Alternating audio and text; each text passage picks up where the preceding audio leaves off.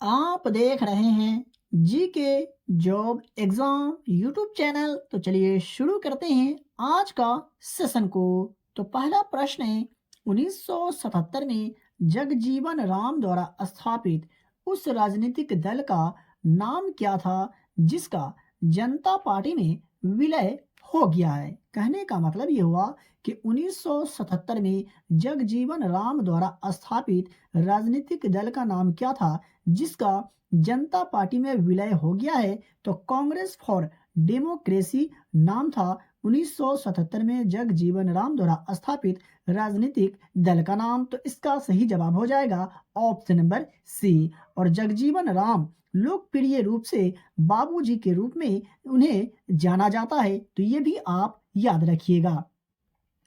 2 number प्रश्न है, भारतीय संविधान के किस अनुच्छेद के तहत भारत की संचित निधि को गठित किया गया था। भारतीय संविधान के निम्नलिखित में से कौन से अनुच्छेद के तहत भारत की संचित निधि को गठित किया गया था। तो अनुच्छेद 266 के तहत भारत की संचित निधि को गठित किया गया था। तो इसका सही जवाब हो जाएगा ऑप्शन नंबर डी। बात करें 3 नंबर प्रश्न का, तो लोकसभा की अध्यक्षता कौन करता है। जी हाँ, लोकसभा की अध्यक्षता निम्नलिखित में से कौन करता है। तो स्पीकर लोकसभा की अध्यक्षता करता है। तो इसका सही जवाब हो जाएगा ऑप्शन नंबर ए। और लोकसभा भारत की संसद का निचला सदन है, ये भी आप याद रखिएगा। कि बात करें 4 नंबर प्रश्न का, तो भारत की केंद्र सरकार ने किस वर्ष राज्य पुनर्गठन आयोग की नियुक्ति की। जी हाँ, भारत की केंद्र सरकार ने किस वर्ष राज्य पुनर्गठन आयोग की नियुक्ति की। तो वर्ष 1953 में भारत की केंद्र सरकार ने राज्य पुनर्गठन आयोग की नियुक्ति की। तो इसका सही जवाब हो जाएगा ऑप्शन नंबर ए। और प्रधानमंत्री पंडित जवाहरलाल नेहरू ने वर्ष 1953 में राज्य पुनर्गठन आयोग की नियुक्ति की थी। तो आप ये भी याद रखें। देख लेते हैं दूसरे प्रश्न को। 5 नंबर प्रश्न है, पटना उच्च न्यायालय की स्थापना कब हुई थी। मैं आशा करता हूं कि इस प्रश्न का आंसर आपको जरूर याद होगा। नहीं याद है तो याद रखिएगा। तो वर्ष 1916 में पटना उच्च न्यायालय की स्थापना की गई थी। तो इसका सही जवाब हो जाएगा ऑप्शन नंबर ए। और पटना उच्च न्यायालय बिहार राज्य का उच्च न्यायालय है। चलिए देखते हैं दूसरे प्रश्न को। 6 नंबर प्रश्न है, कलिंग युद्ध किस वर्ष में हुआ था। यानी कलिंग का जो युद्ध हुआ था किस वर्ष में हुआ था। तो इसका सही जवाब होगा ऑप्शन नंबर डी। 261 ईसा पूर्व में कलिंग का युद्ध हुआ था। और अशोक के राज्य अभिषेक के 8 वर्ष बाद जो है कलिंग का युद्ध हुआ था। कब? 261 ईसा पूर्व में। देख लेते हैं दूसरे प्रश्न को। 7 नंबर प्रश्न है, निम्नलिखित में से किसे शाहजहां द्वारा सुल्तान बुलंद इकबाल की उपाधि दी गई थी। जी हाँ, निम्नलिखित में से किसे शाहजहां द्वारा सुल्तान बुलंद इकबाल की उपाधि दी गई थी। तो दारा को शाहजहां के द्वारा सुल्तान बुलंद इकबाल की उपाधि दी गई थी। तो इसका सही जवाब हो जाएगा ऑप्शन नंबर ए। बात करें 8 नंबर प्रश्न का, तो बदरुद्दीन तैयब जी कांग्रेस के किस अधिवेशन के पहले मुस्लिम अध्यक्ष थे। जी हाँ, बदरुद्दीन तैयब जी कांग्रेस के किस अधिवेशन के पहले मुस्लिम अध्यक्ष थे।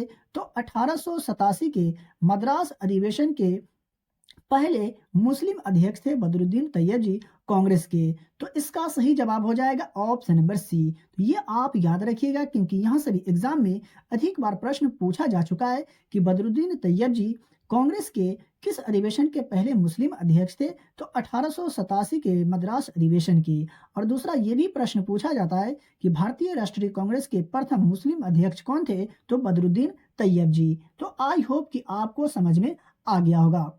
9 नंबर प्रश्न है, 1780 ईस्वी में शुरू हुई साप्ताहिक पत्रिका बंगाल गजट के संपादक कौन थे। जी हाँ, 1780 ईस्वी में शुरू हुई साप्ताहिक पत्रिका बंगाल गजट के संपादक निम्नलिखित में से कौन थे। तो जेम्स ऑगस्टस हिक्की जो थे तो 80 ईस्वी में शुरू हुई साप्ताहिक पत्रिका बंगाल गजट के संपादक थे। तो इसका राइट आंसर हो जाएगा ऑप्शन नंबर ए।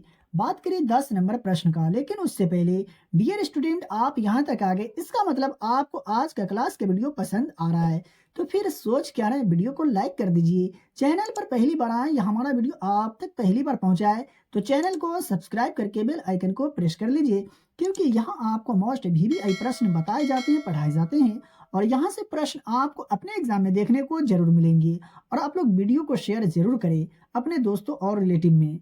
बात करें 10 नंबर प्रश्न का, तो सुल्ताना रजिया बेगम के पिता कौन थे? जी हाँ, सुल्ताना रजिया बेगम के पिता निम्नलिखित में से कौन थे? तो इल्तुतमिश रजिया बेगम के पिता थे, तो इसका सही जवाब हो जाएगा ऑप्शन नंबर ए। और रजिया सुल्ताना बेगम दिल्ली सल्तनत की शासिका थी, ये भी आप याद रखें। बात करें 11 नंबर प्रश्न का, तो चंद्रमा को पृथ्वी का एक चक्कर पूरा करने में कितने दिन लगते हैं? जी हाँ, चंद्रमा को पृथ्वी का एक चक्कर पूरा करने में कितने दिन लगते हैं? तो 27 दिन लगते हैं चंद्रमा को पृथ्वी का एक चक्कर पूरा करने में, तो इसका सही जवाब हो जाएगा ऑप्शन नंबर बी। और यह पृथ्वी का एकमात्र प्राकृतिक उपग्रह है कौन? चंद्रमा, तो ये भी आप याद रखिएगा। बात करिए 12 नंबर प्रश्न का, तो पृथ्वी पर दूसरा सबसे बड़ा महाद्वीप जो है कौन सा है? जी हाँ, पृथ्वी पर दूसरा सबसे बड़ा महाद्वीप निम्नलिखित में से कौन सा है? तो अफ्रीका महाद्वीप जो है पृथ्वी पर दूसरा सबसे बड़ा महाद्वीप है, तो इसका सही जवाब हो जाएगा ऑप्शन नंबर ए। और बात करें विश्व का सबसे बड़ा महाद्वीप का, तो एशिया जो है विश्व का सबसे बड़ा महाद्वीप है, ये भी आप याद रखें। बात करें 13 नंबर प्रश्न का, तो भारत के किस राज्य में सर्वाधिक कोयला भंडार है? जी हाँ, आपसे प्रश्न पूछा जा रहा है सर्वाधिक कोयला भंडार जो है निम्नलिखित में से कौन से राज्य में है? तो इसका सही जवाब होगा ऑप्शन नंबर डी, झारखंड राज्य में है सर्वाधिक कोयला भंडार। और झारखंड जो है ये बिहार के कौन से दिशा में है? तो दक्षिण की दिशा में है, ये भी आप याद रखिएगा। देख लेते हैं 14 नंबर प्रश्न को, तो मैकमोहन रेखा किन दो देशों के मध्य सीमा बनाती है? जी हाँ, मैकमोहन रेखा निम्नलिखित में से किन दो देशों के बीच सीमा बनाती है? मैं आशा करता हूं कि इस प्रश्न का भी आंसर आपको जरूर याद होगा, नहीं याद है तो याद रखिएगा। तो भारत और चीन के बीच सीमा बनाती है मैकमोहन रेखा, तो इसका सही जवाब हो जाएगा ऑप्शन नंबर ए। बात करिए 15 नंबर प्रश्न का, तो दुलहस्ती विद्युत परियोजना निम्नलिखित में से किस राज्य में स्थित है? जी हाँ, दुलहस्ती विद्युत परियोजना जो है निम्नलिखित में से कौन से राज्य में स्थित है? तो जम्मू और कश्मीर राज्य में स्थित है दुलहस्ती विद्युत परियोजना, तो इसका सही जवाब हो जाएगा ऑप्शन नंबर ए। बात करिए आज का 16 नंबर प्रश्न का, तो सोवियत संघ की पहली पंचवर्षीय योजना किस वर्ष लागू की गई थी? जी हाँ, सोवियत संघ की पहली पंचवर्षीय योजना किस वर्ष लागू की गई थी? तो वर्ष 1928 में सोवियत संघ की पहली पंचवर्षीय योजना लागू की गई थी, तो इसका राइट आंसर हो जाएगा ऑप्शन नंबर बी। देख लेते हैं 17 नंबर प्रश्न को, तो भारत के अंगूर की राजधानी के रूप में किस जिले को जाना जाता है? जी हाँ, भारत के अंगूर की राजधानी के रूप में निम्नलिखित में से किस जिले को जाना जाता है? तो नासिक को जाना जाता है भारत की अंगूर की राजधानी के रूप में, तो इसका सही जवाब हो जाएगा ऑप्शन नंबर ए। और नासिक जो है ये भारत के कौन से राज्य की जिला है, ये आप लोग हमें कमेंट बॉक्स में कमेंट करके जरूर बताइएगा। देख लेते हैं दूसरे प्रश्न को। 18 नंबर प्रश्न है, निम्नलिखित में से किसे भारत के आइंस्टीन के रूप में जाना जाता है? जी हाँ, निम्नलिखित में से किसे भारत के आइंस्टीन के रूप में जाना जाता है? तो नागा अर्जुन को भारत के आइंस्टीन के रूप में जाना जाता है, तो इसका सही जवाब हो जाएगा ऑप्शन नंबर बी। और वे एक बौद्ध दार्शनिक थे कौन? नागार्जुन। देख लेते हैं दूसरे प्रश्न को।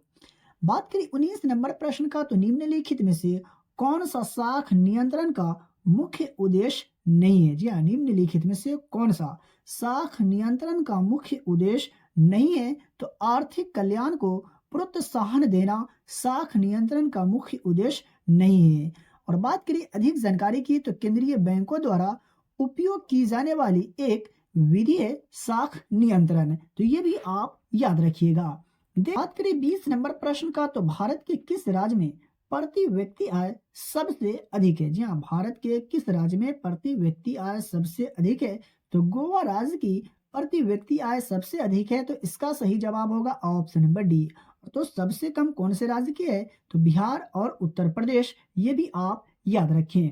देख लेते हैं आज का 21 नंबर प्रश्न को। तो पूर्णकिंजे तंतु किस में पाए जाते हैं? जी हाँ, पूर्णकिंजे तंतु निम्नलिखित में से किस में पाए जाते हैं? तो इसका सही जवाब होगा ऑप्शन नंबर सी, हृदय में पाए जाते हैं पूर्णकिंजे तंतु। देख लेते हैं दूसरे प्रश्न को। बात करिए 22 नंबर प्रश्न का। तो स्वायत्त जीनोम सिस्टम जो है किस में पाया जाता है? जी हाँ, स्वायत्त जीनोम सिस्टम निम्नलिखित में से किस में पाया जाता है? तो माइटोकॉन्ड्रिया और क्लोरोप्लास्ट में पाया जाता है स्वायत्त जीनोम सिस्टम। तो इसका राइट आंसर हो जाएगा ऑप्शन नंबर सी। बात करिए 23 नंबर प्रश्न का। तो फिलोसफी जूलॉजी नामक पुस्तक के लेखक हैं? जी हाँ, फिलोसफी जूलॉजी नामक पुस्तक के लेखक निम्नलिखित में से कौन है? तो लैमार्क के द्वारा फिलोसफी जूलॉजी नामक पुस्तक लिखी गई है। देख लेते हैं आज का 24 नंबर प्रश्न को। तो जीव विज्ञान में विषाणु की खोज किसने की थी? जी हाँ, जीव विज्ञान में विषाणु की खोज निम्नलिखित में से किसने की थी? तो दिमित्री इवानोव्स्की द्वारा जीव विज्ञान में विषाणु की खोज की गई थी। और कब? तो 1892 में। ये भी आप याद रखिएगा। चलिए देखते हैं दूसरे प्रश्न को।